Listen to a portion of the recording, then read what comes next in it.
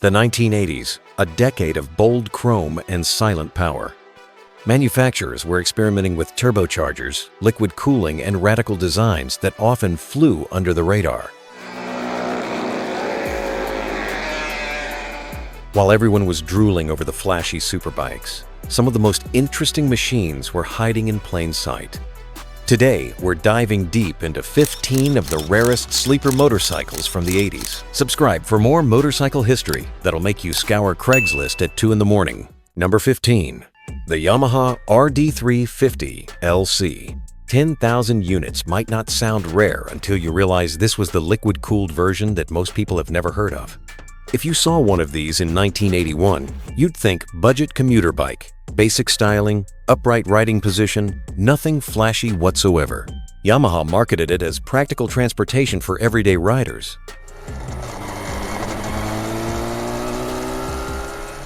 Most people walked right past it in showrooms, looking for something that screamed performance. Big mistake. Hidden under that plain bodywork was a 347 cubic centimeter two-stroke engine producing 47 horsepower.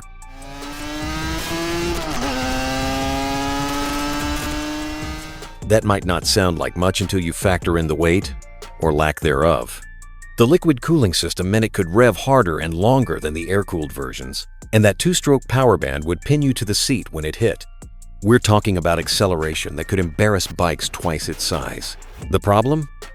Two-strokes were already falling out of favor by 1982. Emissions regulations were tightening, and most buyers wanted the refinement of four-strokes. The LC lasted just 3 years before disappearing entirely.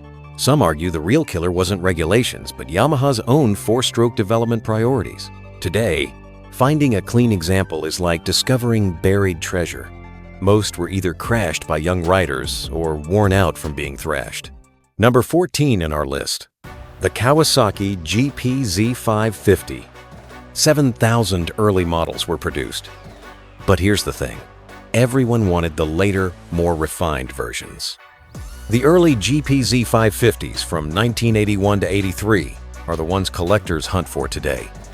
This looked like every other middleweight sport tourer of the era. Yamaha had the FJ, Honda had the VF. Kawasaki's entry seemed unremarkable. Half-fairing, comfortable riding position, practical design that screamed weekend warrior rather than performance machine. Most buyers saw it as a stepping stone to something bigger.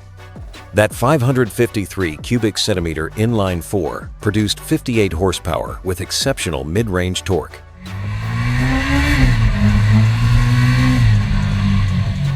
While competitors focused on peak power, Kawasaki tuned for real-world performance. The result was a bike that pulled harder from 3,000 to 7,000 RPM than anything in its class.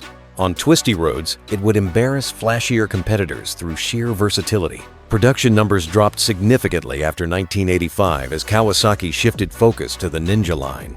The early models became forgotten footnotes, overshadowed by their sportier successors. Some motorcycle historians argue the GPZ550 represented the last of the true sport tourers before everything went full-on aggressive.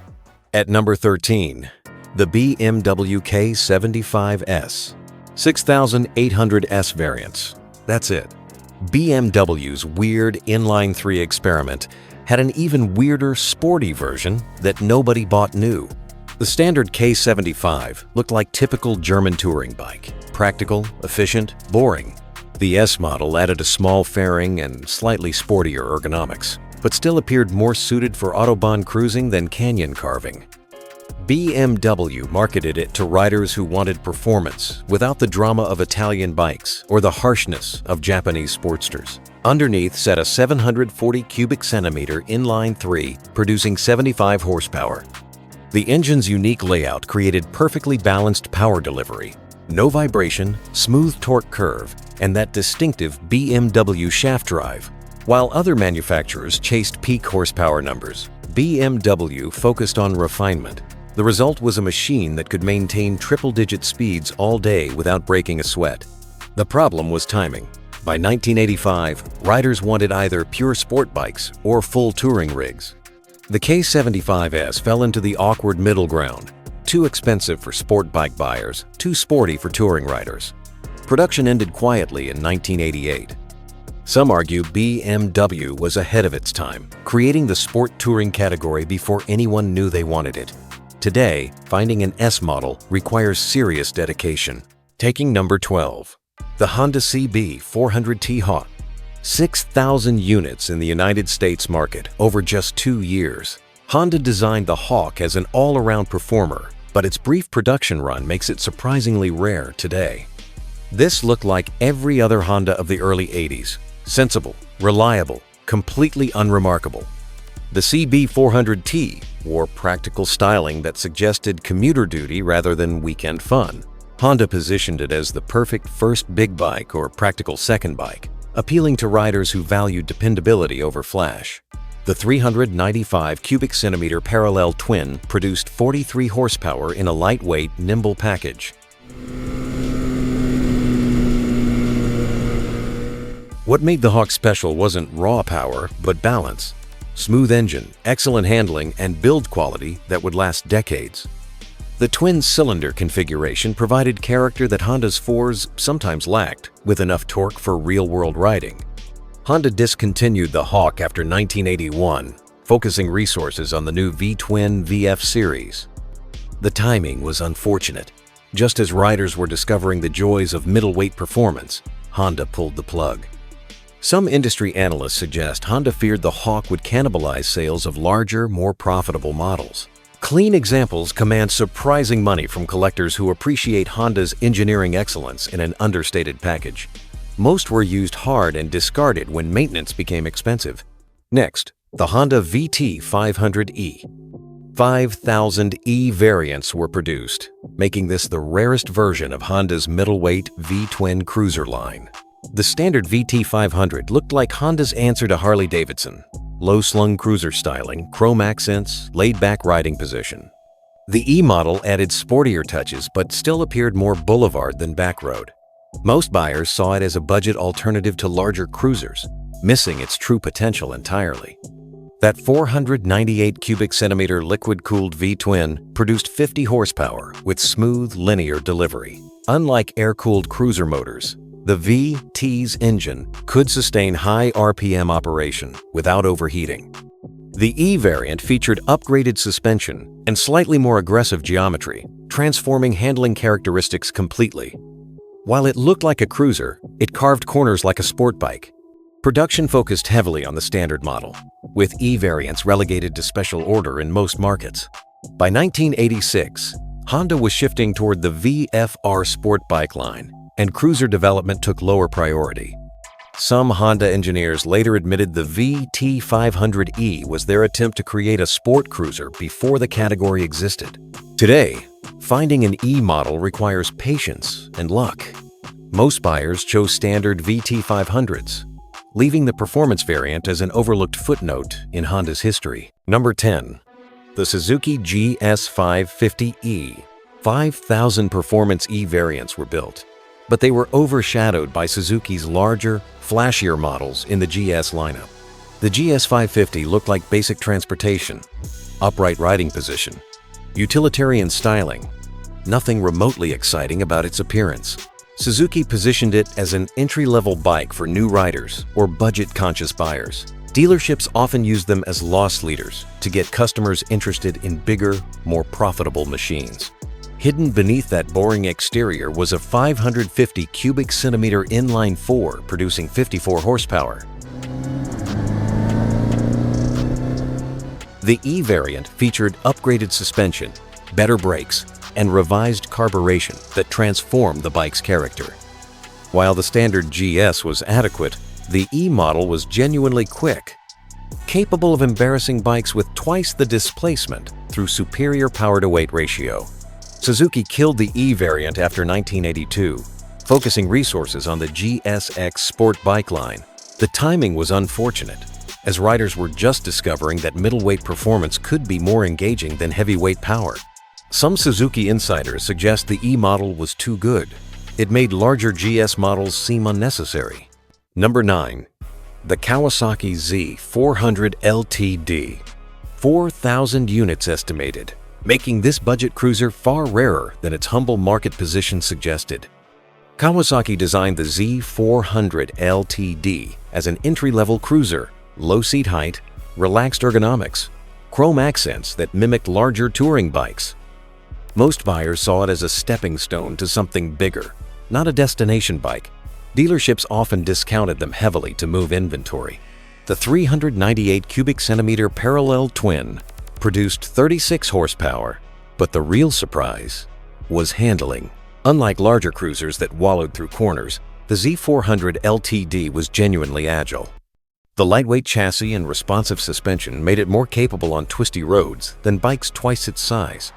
Limited sales led to quick discontinuation after 1983. Kawasaki was refocusing on sport bikes, and small cruisers didn't fit the new image. The Z400LTD became a casualty of changing market priorities, despite offering unique characteristics that no other manufacturer matched. Some motorcycle historians argue Kawasaki created the sport cruiser concept decades before anyone recognized the category. The combination of cruiser, comfort, and sport bike handling was ahead of its time.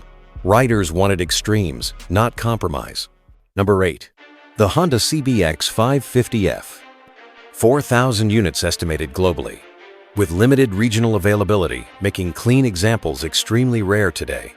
Honda marketed the CBX550F as practical middleweight transportation, sensible styling, comfortable ergonomics, reliable four-cylinder power. Most showroom visitors overlooked it completely, drawn to flashier sport bikes or larger touring machines. The CBX appeared to be just another Honda commuter bike. The 572 cubic centimeter inline-4 produced 60 horsepower with Honda's typical smoothness and reliability. What separated the CBX from competitors was refinement rather than raw performance. The engine delivered power seamlessly from idle to redline, paired with handling that balanced stability and agility perfectly. Regional availability killed sales momentum. Many markets never received the CBX, while others got limited allocations. Honda was simultaneously developing the VFR line, and resources shifted toward the more advanced V4 technology. Production ended quietly in 1984. Some Honda engineers considered the CBX550F their most balanced design of the era, not the fastest or most powerful, but the most complete motorcycle for real-world use. The combination of performance, comfort, and reliability was nearly perfect, but perfect doesn't always sell. Number 7. The Suzuki GSX 400F Katana. 3,500 units estimated, making this baby Katana far rarer than its legendary bigger brother. Suzuki's iconic GSX 1100 Katana grabbed all the headlines with its radical styling and massive power. The 400F shared the distinctive angular bodywork, but in a smaller, more approachable package. Most buyers wanted the full-size Katana experience, leaving the 400 as an afterthought. The 398 cubic centimeter inline-4 produced 36 horsepower, but the real appeal was handling. Weighing significantly less than larger Katanas, the 400F was genuinely nimble through corners, while maintaining the aggressive riding position that made the design famous. Limited production reflected poor sales rather than intentional exclusivity. Riders wanted either the full-power Katana experience or budget transportation. The 400F offered neither extreme effectively. Suzuki discontinued it after 1983, focusing resources on larger, more profitable models. Some Suzuki designers argue the 400F represented the purest expression of Katana design philosophy, form following function without the compromises necessary for massive power. The smaller engine allowed more aggressive chassis tuning that larger models couldn't accommodate. Number 6. The Motoi V35 Emila. 3,000 units estimated, representing Moto Guzzi's attempt to create an entry-level sport bike with Italian character. While other manufacturers chased horsepower numbers, Guzzi focused on handling and character. The V35 Emila looked like a miniature Le Mans, classic Italian styling with distinctive transverse V-twin layout and shaft drive. Most buyers seeking performance ignored it completely, assuming small displacement meant compromised capability. The 346 cubic centimeter V-twin produced 35 horsepower, but power delivery was uniquely satisfying.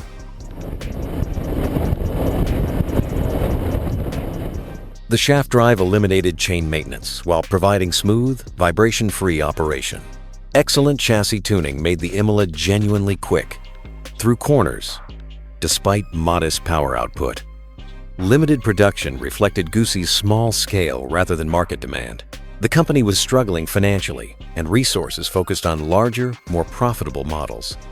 The V35 line ended production as Guzzi was sold to new ownership with different priorities. Some European motorcycle journalists consider the Emila the most engaging small-displacement sport bike of the era.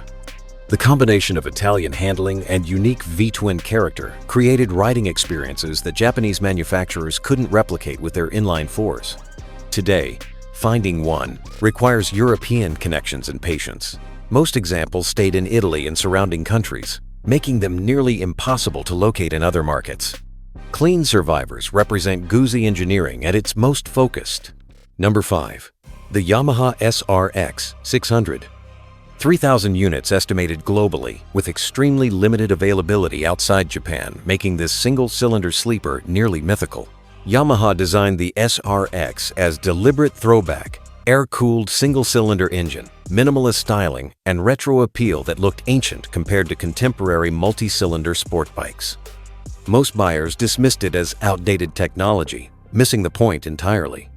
The 599 cubic centimeter single produced 42 horsepower in a machine weighing just 331 pounds dry. The power-to-weight ratio was genuinely impressive, but more importantly, the SRX delivered character that multi-cylinder bikes couldn't match. Every throttle input produced immediate response, and the lightweight chassis was telepathically precise. Limited global distribution killed any chance of commercial success. Yamaha was focusing heavily on multi-cylinder sport bikes for international markets, treating the SRX as a niche product for Japanese enthusiasts who appreciated simplicity over sophistication. Some motorcycle historians argue the SRX represented the last true expression of motorcycle minimalism before computers and complexity took over. The single-cylinder format forced riders to use technique rather than relying on power, creating more engaging riding experiences. Number 4. The Yamaha XZ550 Vision. 2,500 units globally. A commercial disaster that's now a collector's dream. Yamaha's designers created radical styling that looked like nothing else on the road. The bulbous, aerodynamic bodywork was supposed to represent the future of motorcycling, but buyers found it polarizing at best. Most potential customers took one look and walked away, regardless of what lay underneath.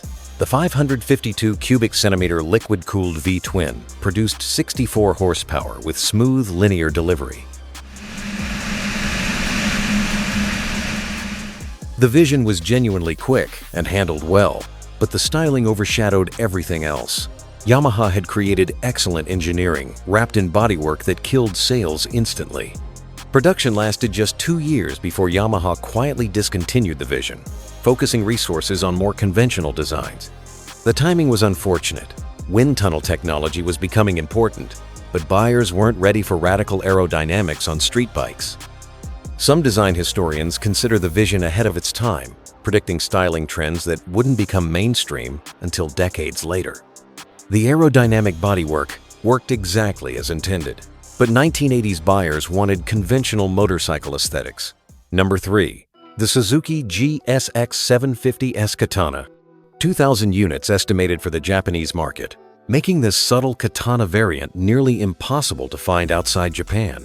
While the GSX 1100 Katana became an icon with its aggressive styling, Suzuki created a more understated version for domestic consumption. The 750S retained Katana performance while toning down the radical bodywork that some Japanese buyers found too extreme. The 747 cubic centimeter inline 4 produced 84 horsepower, serious performance in a more refined package. The S variant featured revised suspension tuning and subtle styling changes that made it more acceptable for daily use while maintaining the Katana's essential character. Japan-only availability doomed the 750S to obscurity. International markets received either the full-impact 1100 or smaller 400 versions, leaving the 750 as a footnote known only to Japanese enthusiasts and serious collectors. Some Suzuki engineers considered the 750S the most balanced Katana variant, providing genuine superbike performance without the extremes that made larger models impractical for everyday use. The compromise between power and usability was nearly perfect. Today, finding one requires Japanese market connections and significant patience. Most examples remained in Japan throughout their lives, making them virtually unknown in other markets. Clean survivors represent Suzuki's ability to create nuanced variations on successful themes, tailored for specific market preferences. Number 2. The Honda CX650 Turbo. 1,700 units total production, with fewer than 200 estimated to survive today, making this Honda's rarest and most ambitious motorcycle of the decade. Honda wrapped radical turbocharging technology in conservative touring bike styling.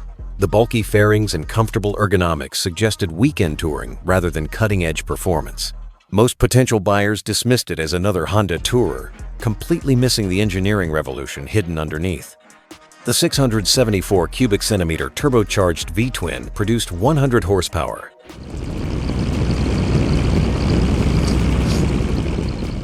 Genuine superbike performance in 1983.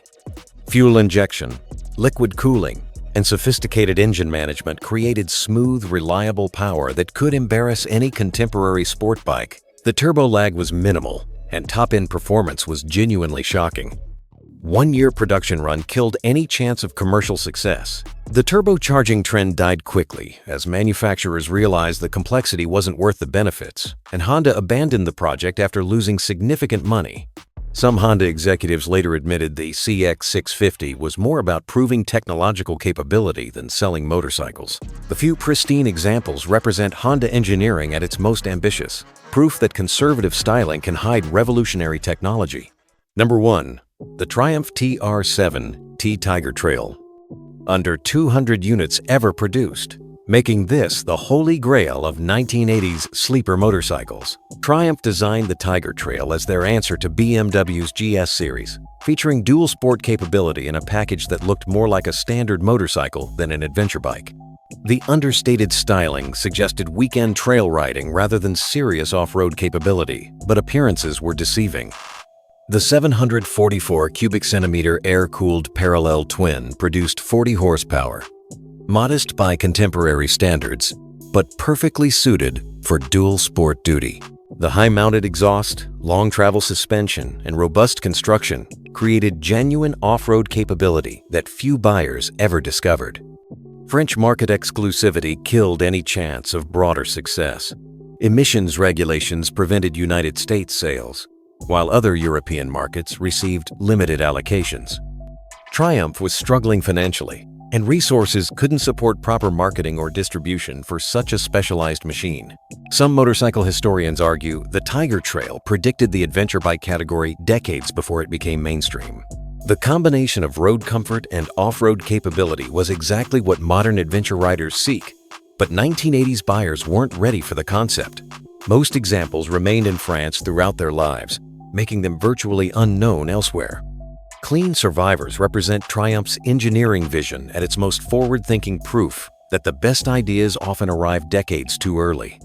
What makes them truly special isn't just rarity. It's that each one represents a road not taken, a glimpse of what motorcycling could have been if accountants hadn't started making all the decisions. They're reminders that the most interesting machines often hide in plain sight, waiting for someone smart enough to recognize their value. So next time you're scrolling through listings at 2 in the morning, remember these names. That boring-looking Honda might be packing a turbo. That odd Yamaha could be worth more than a new car. The best finds are still out there, sitting in garages, waiting for someone who knows what they're looking at. Like this video if you're now obsessed with finding any of these unicorns, and subscribe for more motorcycle history that'll make you question every bike you've ever walked past. Drop a comment if you've actually spotted one of these legends in the wild. We want to hear that story. See you in the next video.